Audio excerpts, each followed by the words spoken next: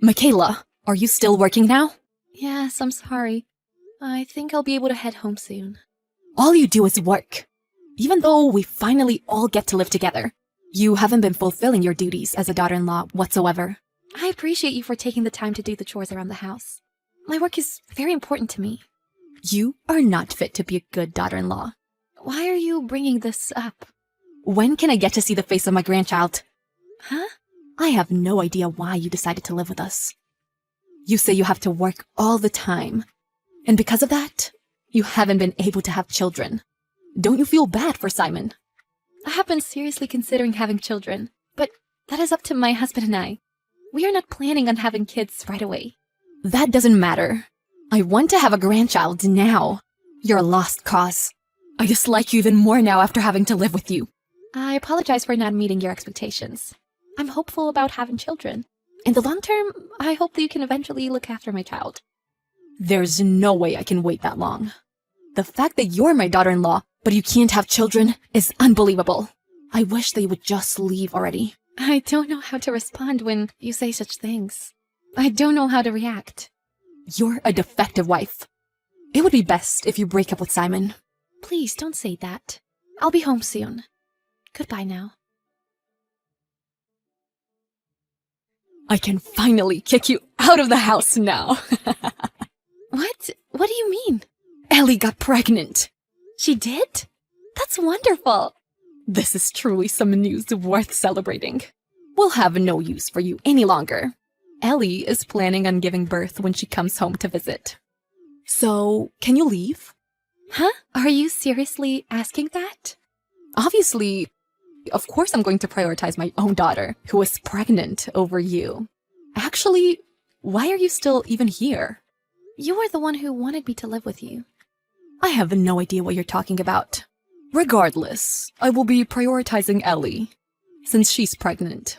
She'll be coming home this weekend, so you need to leave as soon as possible. A daughter-in-law without children is worthless. I understand how you feel. You want to throw me out of the house? But did you discuss this with Simon? Oh, why would I have to discuss things with Simon? Why? Because we're married. If I no longer live with you, we will have to move out together. We'll need some time to talk things through. You won't be needing to do that, since it's only you that has to leave. Huh? Are you telling me that I have to leave Simon? Simon would never agree to that. You know that he is my son, right? So of course, he'll listen to what I say. I'll convince him, so it's fine. That's not the problem. Why don't you stop complaining and start preparing your things to move out? This is perfect timing, since Simon is on a business trip. I see. So you really are serious about this? My daughter is coming back home to have a baby, so you better leave. Don't show your face ever again. Is that really how you want things to be? Leave. You're worthless. Okay. So you seriously mean that? You don't want a daughter-in-law that can't have children? Fine. I will comply with your demands. I don't know what will happen, but I will be moving out. Go ahead, and never come back. I'm over this. There's no point in talking to you. I'll be leaving. Thank you for everything. I heard that you're leaving. I'm sorry, but it was kind of my fault. But feel free to send me a celebratory gift. You really haven't changed. I heard that you're going home to have the baby. But what are your plans after that? Huh? What do you mean? You're planning to live with your parents after that, right? But you haven't solved the problem you were dealing with. How did you know? Oh yeah, we talked about this. You're having a child, but is everything okay? Did you discuss this with your husband? What do you mean, my husband? Who's that? We already got divorced. Oh, I see. So you guys got divorced after everything. Did you tell your parents about this? I haven't. When I told my mother that I got pregnant, she was overjoyed. I know that she won't care and will welcome me with open arms. I can depend on my family and get by that way. It's like killing two birds with one stone. I see. If that's the case, then that's fine. I'm leaving that house anyways. I don't plan on contacting you any further. So figure things out with your family. Goodbye. Please, calm down. You've spam called me over 200 times now. This is ridiculous. It's because you won't answer. I wanted you to pick up right away. Why? I have no interest in talking to you any further. There's nothing to talk about. You don't have to go as far as to say that. As your mother-in-law, I would like to speak with you. Answer the phone now. Stop it! I told you, I'm not answering. Huh? I'm so done putting up with this. How long will it be until you stop thinking only about yourself? I already know why you're calling. You found out that I was the one paying for your living expenses. And now you're in shock because you realized after you had already kicked me out. That's why now you're frantically trying to contact me, right? So it's true. What Simon said was true. I can't believe this. How were you able to pay for so much? Isn't it obvious that I had to step up since Simon was unemployed? I tried my best to make enough for the both of us. I kept working overtime to be able to afford our daily expenses. I even used that money to take care of your guys' daily expenses as well. But perhaps you weren't aware of the real situation. There's no way that Simon could have been unemployed. I thought he was just saying that to take your side. He didn't tell you because he didn't want you to worry. But the company he worked at went bankrupt, so he had no choice. He didn't even receive a severance payment, so he just lost his job in the blink of an eye. That's why he actually hasn't been on a business trip. He went to another city to look for a new job. What? Another city? Why would he purposely go off to another city? Because I was stressed out about living with you. My job is remote, so it doesn't matter anyways. If we were to move to a different city, then we would no longer live with you. We thought that would be the best.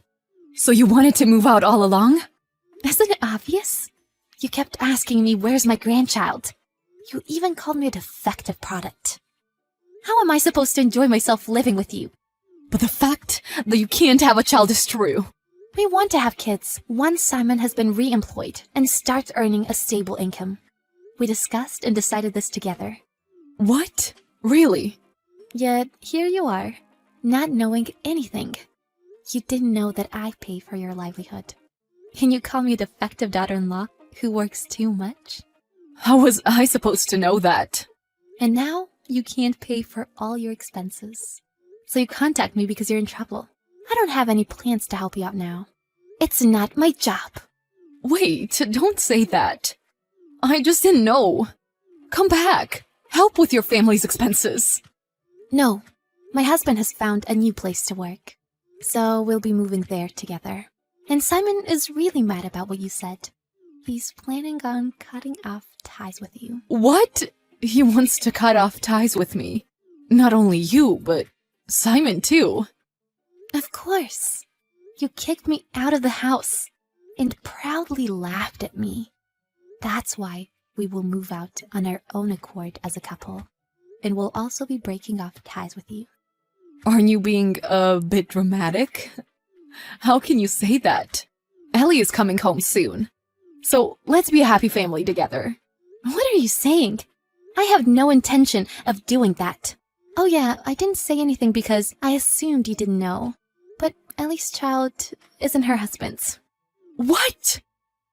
Ellie is pregnant, but it's not her husband's kid.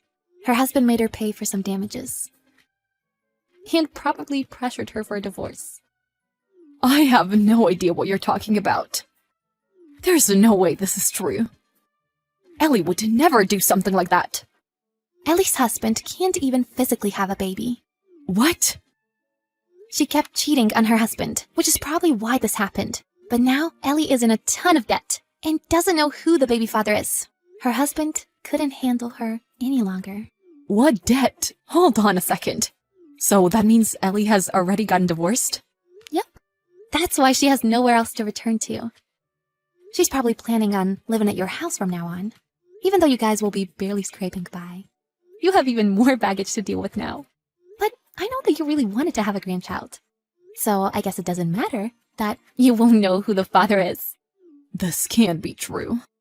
How come I don't know any of this, even though I'm the mother? And yet someone unrelated like you knows. She knew that I was making a decent amount of money working. So she kept asking me for money. What? Ellie did that. At first, she told me how she was scared her husband was going to dump her, so I felt bad and lent her some money. But of course, she never returned the money, so I stopped lending to her altogether. In the end, Ellie just gave that money to young men anyways. It was absolutely the right decision for me to stop lending to her. What in the world are you talking about? There's no way this can be true. My daughter would never. Well, you wanted to see your grandchild, so didn't this work out well for you? But what will happen with our living expenses? If you and Simon leave, how am I supposed to live? Why don't you get a job? You're just a stranger to us now, so we have no intention of helping you. Do you have no compassion? Are you abandoning us? Don't forget that the one who kicked me out was you. I know, but I take back what I said. Come back home. There's no way I'm going back to you, old hag. I never want to see you again. Do you really have to say that? I hope you have a fun life with your irresponsible daughter and your cute grandchild, but you'll probably have a rough time working. In the end, no matter how much Stella cried, Michaela continued to ignore her. Michaela and her husband moved to a city together far away. Stella was left by her son and his wife, even though she had no income. And in return, she had to take care of her heavy-spending daughter, which is why she eventually went out to get a job. She's working hard to pay off Ellie's debt, who can't work now since she's pregnant, which is why Stella has virtually no free time now. She seems to regret the decisions she's made, but it's no use because her life won't change no matter how regretful she becomes.